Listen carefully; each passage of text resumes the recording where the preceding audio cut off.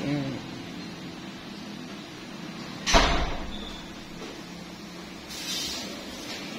up mga friends? Ngayon magluluto tayo ng escabecheng isda. Kasi wala tayong mantika, ito na lang muna. Start!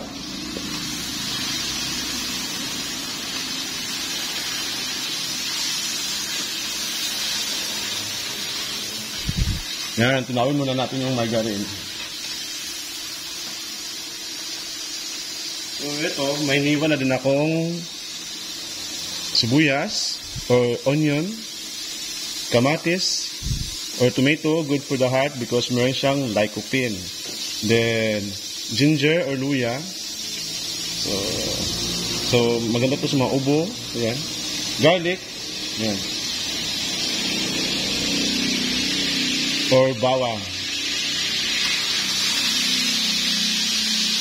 Tapos meron pang itlog doon kaso mamaya pa. So, igisa natin.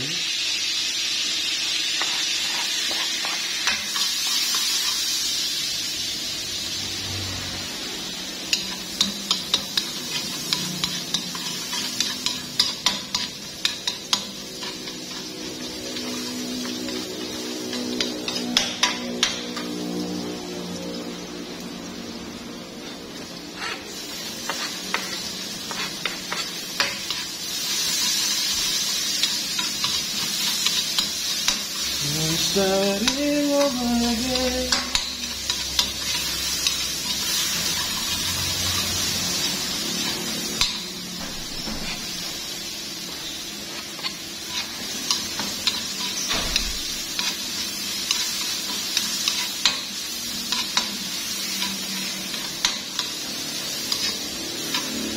Yan, kasi nagmamadali ako kasi nung oras na paasok pa ako, so ayan. So sabay-sabay na lang natin.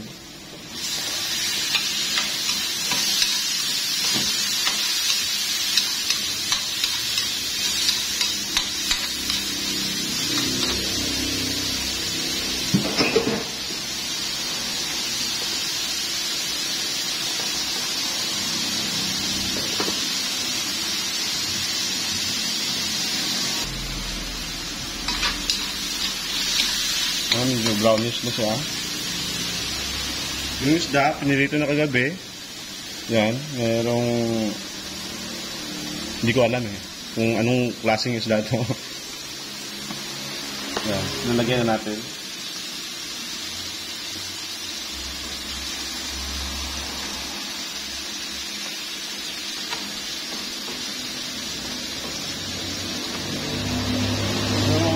Yung pagkaalam ko, ito yung bantayaan ba yun? Ayan. Tapos ito sa mamarot. Hindi ko alam sa Tagalog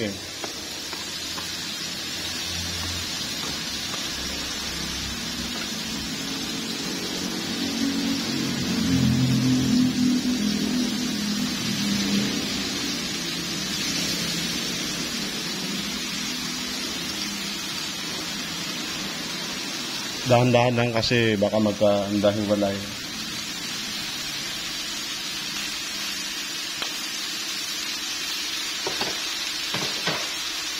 Para mas mabilis, ito may heater ako.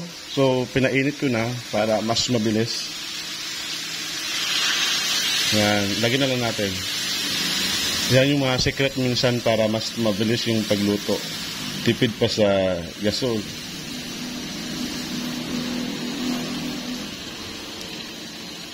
Dagdagan pa natin. Dagdagan natin ng asin.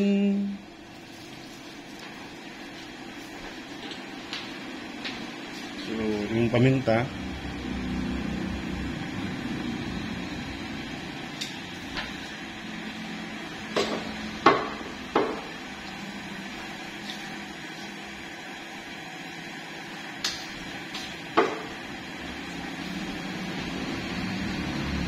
Hindi na kami naglalagay ng mga magic sarap na or bitsin pag sa taas kami nagluluto. Kasi okay na yan. Sarap din yan kahit walang mga magic sarap na yan. Haluin natin ng kasadya. Huwag halukayin kasi magkandawata ito o masisira yung isda.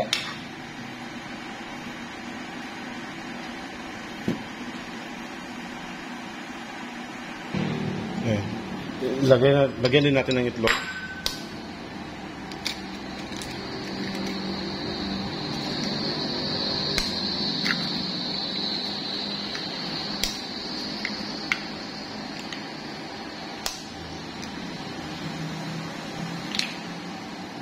Para mas masarap siya.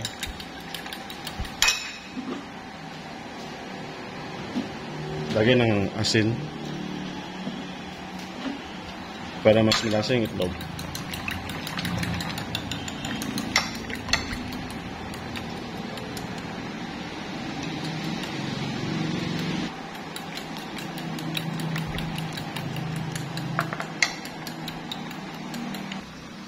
Again, ilalagay na natin ulit yung tubig na pinakuluan para mas maraming sabaw.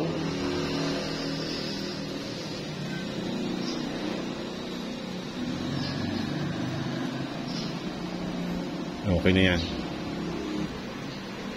Lagyan natin yung siling haba. Medyo maangang ng konti. Konting asukal.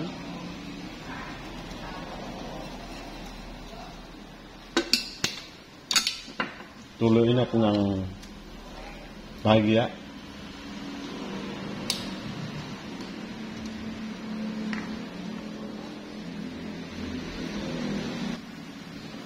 Ilalagay na natin yung itlog.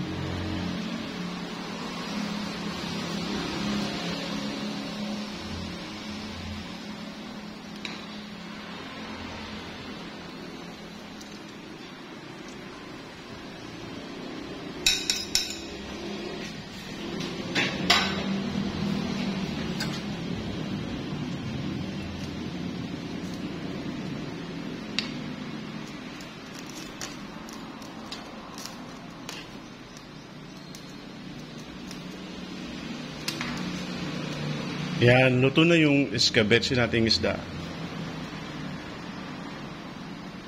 So follow me for more.